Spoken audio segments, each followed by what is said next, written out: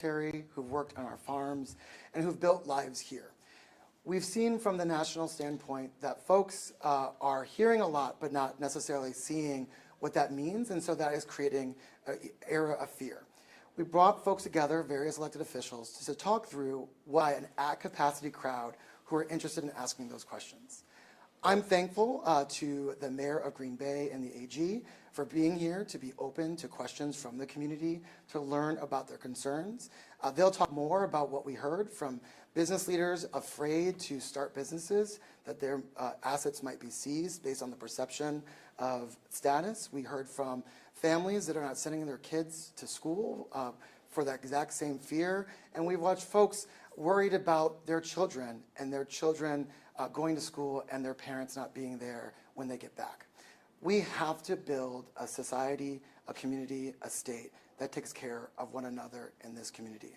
I'm proud to co-sponsor with other colleagues in the Democratic caucus at the state legislature protections that say that if you are going to a school, a hospital, a library, just for the sole purpose of the perceived or actual status of an immigrant, that would be not allowed. But what we really are here to do is answer questions. So those are answer questions to our community. So again, thankful to the AG and the mayor for making themselves available, and we'll hear from the mayor next. I think Attorney General can call next. Yeah. Great. Well, first, thank you all for being here. I specifically want to thank the mayor and also Ahmad, who organized today's meeting with dozens of people who are leaders in the community and who work with immigrant communities in the Green Bay area. One of the things that I want to start by pointing out is that as Attorney General, my top priority is public safety. And having a climate in which a lot of people are fearful is contrary to the best interests of public safety. One of the things that's critical in solving cases in law enforcement is having people who are reporting information to law enforcement. As a federal prosecutor in Baltimore, where I spent part of my career, one of the challenges we had in significant criminal cases was identifying people who knew what happened and were willing to speak to law enforcement and to testify. And the same thing is true in communities across the state of Wisconsin and across the country. So it's critical when somebody is aware of information that could help investigate significant drug trafficking or human trafficking, a violent crime, or any other type of crime, that folks know that law enforcement is going to be focused on public safety. That's what I heard here in Green Bay from the Green Bay Police Department, and it's what we do at the Wisconsin Department of Justice. Now, over the last month, there have been sweeping and often chaotic changes in policy, including executive orders, some of which are illegal or unconstitutional. And there's been a lot of rhetoric, but I think there's been a real disconnect between the rhetoric and what we've seen in practice. And there's probably no area where that's been more true than immigration, where there has clearly been an effort to divide people and to instill fear. And so the goal with today's roundtable discussion was to better understand how folks in the Green Bay area are thinking about these issues and feeling about them. And I will tell you, it was really impactful to hear from people in the community about what they're seeing and what they're hearing. There were a lot of questions, but there were also a lot of things that are of significant concern. One is somebody talked to me about how school enrollment has declined recently in light of this. And I want to stress that every kid in the United States has a right to a public school education. We don't want to live in a society where kids are afraid to go to school. That is contrary to our public safety, it's contrary to our economy, and it's contrary to the strength of our communities. We also heard from a business person who talked about how he's seen a decline in business as some of the folks who would show up for events have stopped showing up. And then we heard from a woman who explained that she was a naturalized citizen, but she was concerned that she may be detained. And she said, I don't know who I would call if I needed to reach out for immigration help. What we are doing at the Wisconsin Department of Justice is working to ensure that the rights of all Wisconsinites are protected.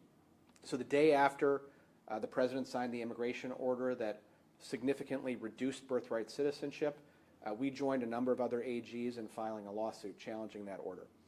Now, birthright citizenship is literally written into the 14th Amendment of the Constitution. We have U.S. Supreme Court precedent on our side, and we have federal law on our side. And not surprisingly, courts have ruled in our favor so far. That case is still making its way through the courts, but But the courts have been clear so far that birthright citizenship is protected by the Constitution. We also joined a brief in a case where somebody else filed it, but that relates to programs in place for refugees to this country. It's important to be clear about who these people are. These are people who've gone through a rigorous vetting process and in many cases are here in the United States right now. And what the administration has done, the federal administration, is shut down the programs that help those folks get work authorization and get job training, help them get settled in the United States. Well, it doesn't serve the interest of those families or of public safety to have people who are here in the U.S. but stranded in this legal limbo. So again, there we took action. At the Department of Justice, we are going to work to protect the rights of Wisconsinites. We can do that while simultaneously having a rational immigration system, having a secure border, and having laws that are enforced. But what is not consistent with that is the kind of chaos that we have seen with executive orders and with rhetoric that doesn't match the reality of what's happening. So it's important that we continue to have these kinds of community conversations. I think one of the best antidotes to efforts to divide people is for folks to come together and to communicate. And I look forward to more of that as we move forward. So thanks for being here. Eric? Well, thanks so much to our Attorney General, Call, and our Representative Rivera-Wagner, Ahmad for organizing, and our Attorney General from coming up from Madison to participate in this discussion with community members. Our priority from the City of Green Bay's perspective is to have a safe and strong community. And that was reiterated time and again by participants today. And as the Attorney General said, when there's a chaotic series of policies that are unveiled, that's detrimental to the safety and the strength of this community. And so, bringing people together to have a constructive conversation with community members and community organizations was really beneficial to me in my role as mayor. And I would just reiterate something that our police chief and police staff have said continuously since some of these policies have come down. The federal government has a role to play in enforcing immigration law, obviously. We have a very serious role to play in enforcing local and state laws and just keeping our community safe. And that's what we will continue to do. We also have no interest in harboring dangerous criminals within this community. And so when there are opportunities to collaborate with federal law enforcement officials and ridding Green Bay of those dangerous criminals, that has happened and that will continue to happen. But we have a significantly important role to play in our everyday lives and the work that's done every single day by our police department and by our community, and we'll continue to do that. But just again wanted to thank our Attorney General for coming up here, for answering questions, for being open to our community members. Green Bay has been and will continue to be a place for everybody. Everybody of goodwill is welcome here. We are a city, a state, and a nation of immigrants, and we would be much lesser if not for that heritage and that future, which will continue. So with that, again, thanks to Representative Rivera-Wagner for bringing us together, and Attorney General Call for his presence today. I guess we can take like one or two questions. Yes. I have a question for Attorney General Paul. All right. I'm Vivian. I'm with the Green Bay Press Gazette. I was just curious. We know that a lot of immigration arrests happen out of our county jails, and so with that knowledge, that does put a significant responsibility on local law enforcement when it comes to immigration enforcement. It is not out of their hands. So how much should local law enforcement be cooperating with ICE, and should lawmakers be or can they force these enforcement or law enforcement agencies to help ICE? Yeah, well, I would point back to what the mayor said before, which is I think that the priority of anybody in law enforcement ought to be public safety. And the decisions that our sheriffs and police chiefs make, I know that they are focused on what's in the best interest of public safety. Likewise for us at the Department of Justice, we are making decisions based on public safety. And so if there is an investigation where we are working together with, say, Homeland Security investigations, and it may be that some of the folks who are the subject of the investigation are undocumented, if there are people committing violent crimes or dangerous crimes that put our community at risk, absolutely we're going to investigate folks and hold them accountable. At the same time, what we've been hearing from this administration is something very different from that. We've been hearing about opening up the door to potential raids at schools or churches. And while I don't think that's going to happen, and I certainly hope it doesn't happen, we're not going to be making our communities safer by having ICE raids in schools in our communities. That's not where hardened criminals are hanging out. So we've got to make sure we're doing this in a way that is thoughtful and focused on public safety, and not, as I think we've unfortunately seen, where it's focused on political rhetoric and trying to create a climate of fear and division. Yeah, I've got one for Representative Rivera-Wagner or for Mayor Genrich. So how do you mentioned these fears, but some of going to school or going out in public, how do you assuage those fears for people that are worried about these kind of raids maybe that Attorney General calls on? Well, one of the things that we also heard with the fear is that there's a real concern that people are mistaking people's status with criminality. And that the truth is that the immigrant communities and folks who've come here for different ways want the same violent, bad criminals arrested as well. They just don't want to be treated as criminals.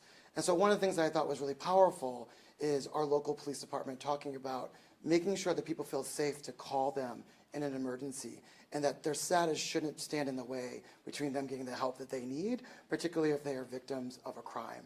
And so I think this meeting was about bringing different folks and institutions together to center that piece, that the goal of our local government and our local work is to make sure every single person feels safe regardless of status, that we are holding criminals accountable regardless of their status, but that we are a community rooted in taking care of each other. That's kind of the Green Bay way. And we want to make sure those values are communicated to our residents regardless of the national rhetoric. So I'm actually incredibly proud of this meeting, to have the AG here and the mayor, because we reiterated the values that we've always had, that we are going to take care and create a safe community. And Green Bay is one of the safest communities in Wisconsin because of the way that we do our police work. And I want to make sure that that is enshrined and communicated to the residents. Mayor. Well, that's well said. Any other questions? One for the Attorney General. So given the executive orders, what would you say to people that think that you'd be obstructing the President's orders on immigration? Well, we are a nation of laws, and the President has a lot of authority in his role. That's, we have elections, and elections have consequences. And so I'm not at all surprised to see a shift in federal policy. And in some respects, that's well within the President's rights. The way that immigration policy is set, for example, enforcement priorities, for instance, can be set by the President.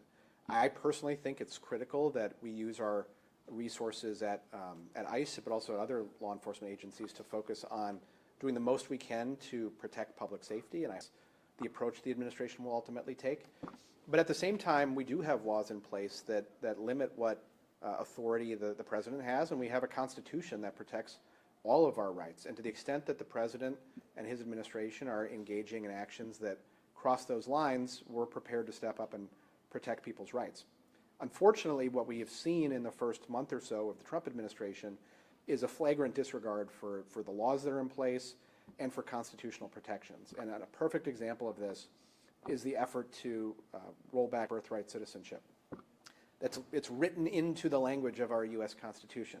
And the U.S. Supreme Court has clearly ruled on this. So by saying that folks who are part of the federal government should be denying citizenship documentation to kids who are born in the U.S. is a violation of our Constitution. It's a violation of our laws. And so while the President has the right to set policy, he does not have the authority to violate the laws in the Constitution. And that's why we've stepped up. It's not surprising that we have so far been very successful in that case. And I expect that we're going to continue to be successful. Can I ask one more question? Awesome.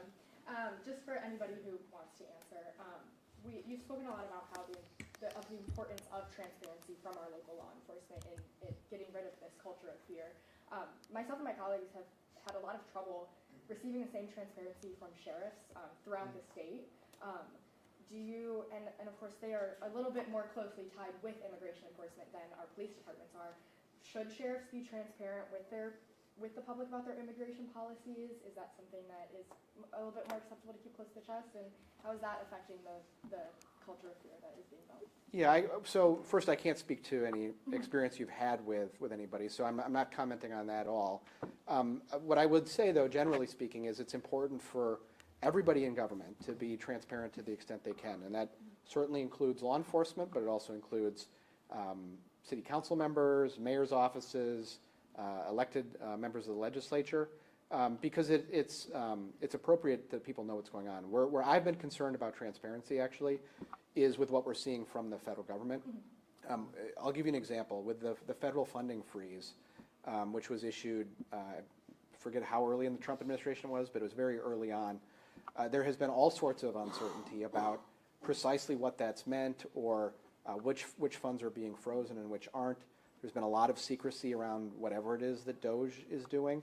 And so I think getting some transparency from the federal government about what's happening and what the policies are is really key. And it's one of the things we're seeing around immigration as well. I think a lot of the fear we have heard, that we heard about today, relates not to specific actions that have been taken, but to rhetoric that's been out there. So discussions about raids at schools or raids at churches. Again, I actually think it's unlikely that those will happen. I certainly hope that they don't. But that rhetoric has created fear. And I think it's fair to communities across the country to know what the administration is actually doing. Thank you. Thank you, everyone. Thank you all.